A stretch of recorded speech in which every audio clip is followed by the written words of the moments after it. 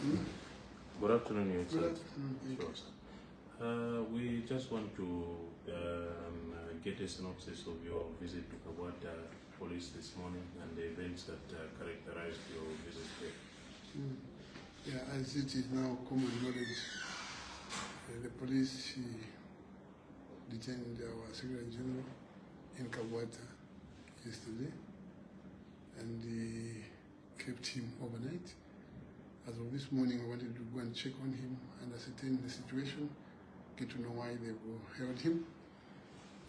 Our member of the Central Committee responsible for the media and the public relations, Ambassador Mwamba, amongst many others, went there this morning to go and check on him, but they didn't find him.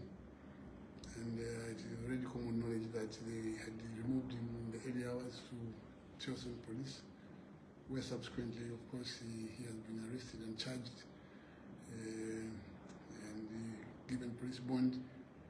But in the aftermath of having taken him away from Kabwata, no one knew where he was because there was no communication. And I think when Ambassador Mwamba and a few other colleagues were checking on him this morning, insisted that they be told where he was. That's when an altercation arose where there was said to have been an infringement of the law leading to the incarceration of Mr. Mwamba. So when that was brought to my attention, I rushed to Kabwata Police to check on the Ambassador Mwamba to find out what's happening. Of course, by that time, they had already released the SG, and in the company of our Vice President, Lubinda, I went to check on what the situation was. When we arrived there, of course, I told the police that we come in peace. We want to be here for a few minutes and just get to know why we are holding on to our man. And if we are arresting him, let us know what charge, and so that we can prepare ourselves. But the policeman in charge, I don't know what his name is, what his rank is, just insisted that we shouldn't have been there. We are bringing confusion to the police station. It's better he deals with us from outside and so on. But since the lawyer was there, and I was persuaded to leave the matter in the hands of the lawyer. But later I was told that it is clear that the police were under instructions that they should not allow me, as long as it is me, Edgar Lungu, I shouldn't be allowed access to the gentleman who was being held in their custody. But my response to this was, look, I'm a Zambian citizen, entitled to all the rights. Forget about the fact that I have been president previously. That neither takes away or adds anything to my rights. I should have been given the reason why they are holding him. An explanation would have been sufficient.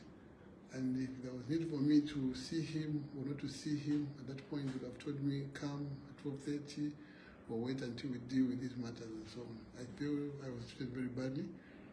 And then they were threatening that they would call in reinforcements, of course, of policemen and throw tear gas at us like they did in the morning.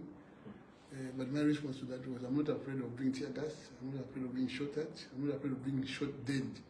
And I must make this very clear, that when I came back into politics, those of you who have good memory will remember that on that date in October 28th, 2023, when we were commemorating the passing of Mr. Sata, I did say that I'm not afraid of being shot at. I'm not afraid of being killed in the process of doing what I'm doing, because I believe in it. And so I'm telling the police that you hold your horses, policemen should hold their horses and behave in a civil manner, because what will happen is that they might precipitate a situation where President HH is forced to give up power sooner than later, before 2026. I'm saying so because people will rise. You know, what I heard happened this morning when the police were tear gassing citizens in Kabwata because they wanted to check on the Honorable Nakachinda, who was incarcerated there. It's uncalled for. All they could have done was just explain to the people where Nakachinda was, get the information across to them without trying to intimidate. The more they try to intimidate us in PF by being arrested, by being gassed, the more they annoy people. Let them focus on the real issues which facing the government, the high cost of living, the drought which has come, and a lot of other things, poor health. I won't mention poor education because I don't want to trigger another controversy. But the truth of the matter is that the government has enough work to do as opposed to fighting PF or the opposition. And I, as president of PF, will not allow a Australian who are intimidated by arrests all over. Today is Nakachinda, tomorrow is Luvinda, the other day is Mwamba. You can arrest all of us if you want, but we will not relent because ours is to save the people and speak for the people. Somebody will say, no, but you failed. Yes, we failed, but they've double failed, if there's such a way. Yeah. They've not done anything. You know, you cannot win political power by propaganda and deceit, and form government and sustain it by propaganda and deceit. It doesn't work like that. If you win government by propaganda and deceit, immediately you form government, you should quit deceit, you should quit propaganda and stick on the truth. And then you go back to the people and say, what I said, what we said was meant to just convince you to support us. Now that you have supported us, we can only do the following things and apologize to the people. That's what you do. You just can't keep on, increasing deceit and falsehoods, thinking that you are going to keep people at peace. People will riot. And when people riot, it won't be PF or any other political party to incite them because they're tired. So let them focus. There is still 2.5 years to make good what they promise. And when they make good, people might forgive them and give them space in 2026. But if they continue harassing us, beating us, tear gassing us, it won't work. It won't help them.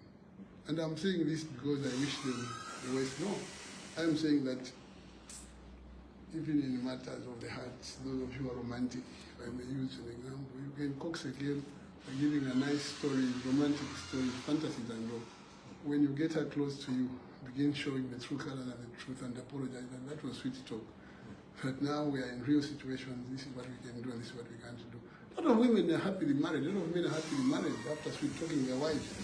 But suppose they went up and said, no, the truth is that I do not have what I promised, but what I promised was just part of the art and the game. But the most important thing is what I have for you is the following. Zambians are not gullible.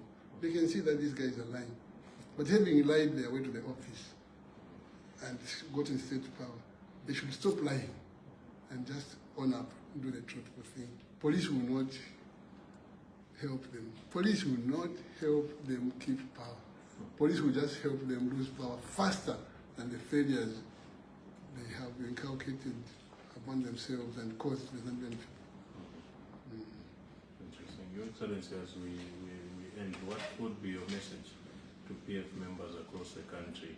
And if I may generalize it, members of the UKA alliances, which you belong to. UKA is an alliance comprising 9 political parties. PF is part of it.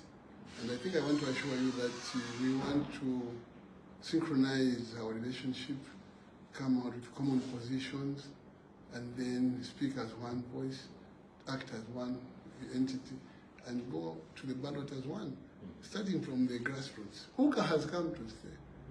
UKA has come to stay. And PF is very much part of UKA. And anyone who's got issues with UKA, just wait, we will come and clarify, because we intend to have a meeting between the Central Committee, members of Parliament, and indeed the President and the Vice President and others, so that we discuss the ramifications of what UKA is and so on. PF remains a political party, and PF remains an associate or part of UKA, and together we will unseat this government in 2026 using lawful means and be able to bring dignity to the Zambian people again.